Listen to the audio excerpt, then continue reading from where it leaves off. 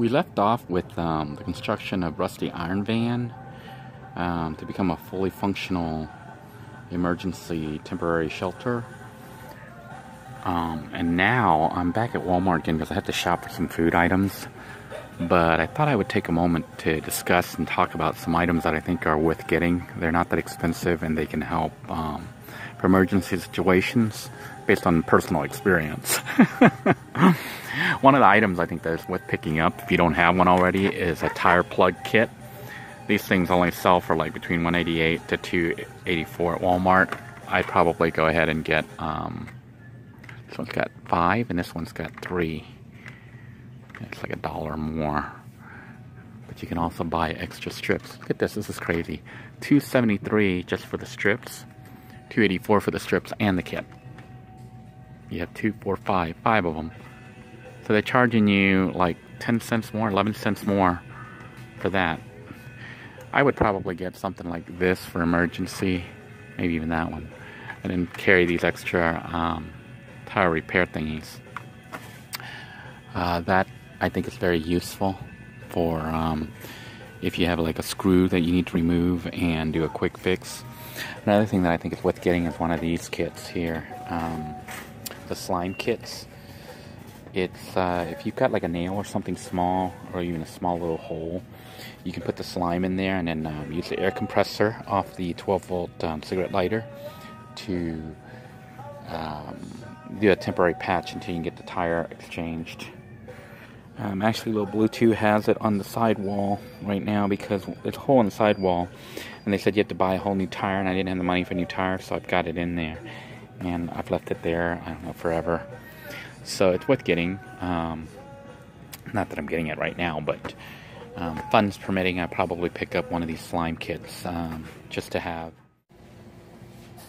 If you're thinking of building your own battery pack, power pack, for use as in your vehicle, I would recommend getting one of these power outlet things with the 12-volt plugs versus getting one with built-in USB.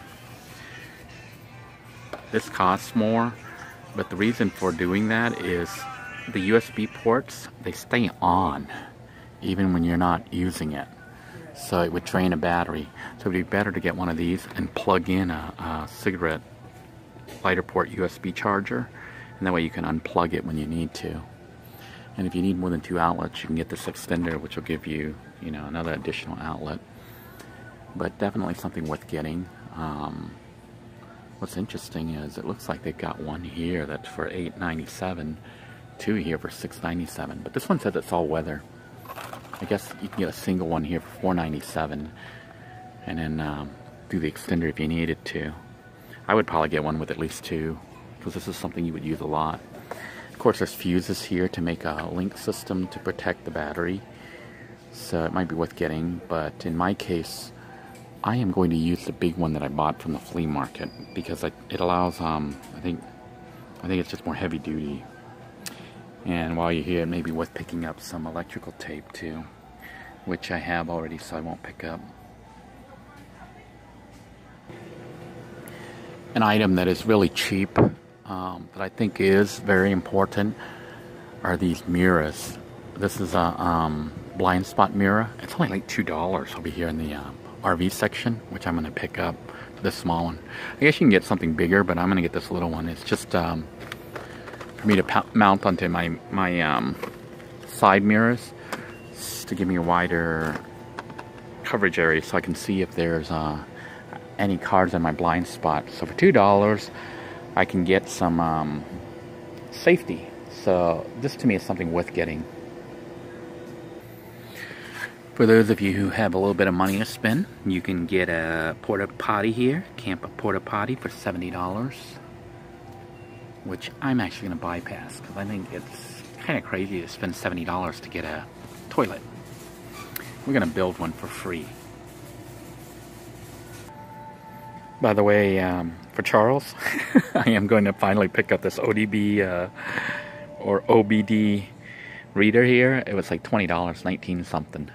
So we're going to go ahead and pick it up and see if it tells me exactly what's going on with little Blue 2. So hopefully we'll be able to read it, because I'm not sure if Nick has one or not, but I'm going to go ahead and pick this up and hopefully it will come in handy and help with repairs. So for $20, hopefully, you know, it'll let me know what's going on with Little Blue 2.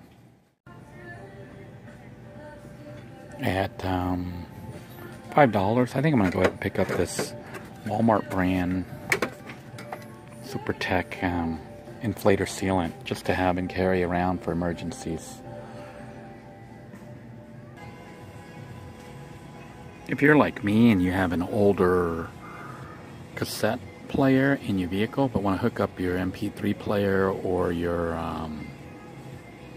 phone, which I'm using as an MP3 player, this is worth getting. It's a cassette adapter. This is $5 at Walmart.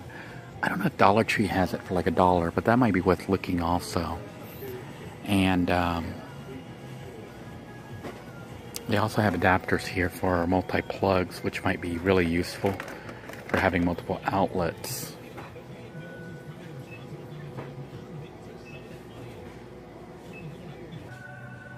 What's interesting is if you buy one of these rear mirror thingies from the automotive section, it's $4. It's like twice the cost of getting it in the RV section. And it's like pretty much the same item. This is what we bought from the RV section for $2. This is what they sell in the automotive section for $4. So definitely worth getting it from the RV section. I know people are going to hate me for this, but I'm going again with the 120 volt light switch to switch my house battery system. It's really cheap. It's like 67 cents, and I know it works. And I think I'll get a faceplate here. Seems all they have is the beige ones. I want the white ones. Cost more for white? I don't know. So for like under $2, I think I'll have a light switch system. Single pole switch. It says it's rated at, says 15 amps, 120 volts AC only. It says it right on it, but I have used the 12 volts, I think 20 to 30 amp switch that I got from the automotive section, and they kept melting. And eventually ended up going with the house switch on Little Blue 2, and it worked. Interestingly here, electrical tape here in the house section is 57 cents, but in the automotive section it's like 88 cents. And that's in the same store, same Walmart, so that's kind of weird. But I think I'm going to go ahead and go with this and see if I can't get the system up and running.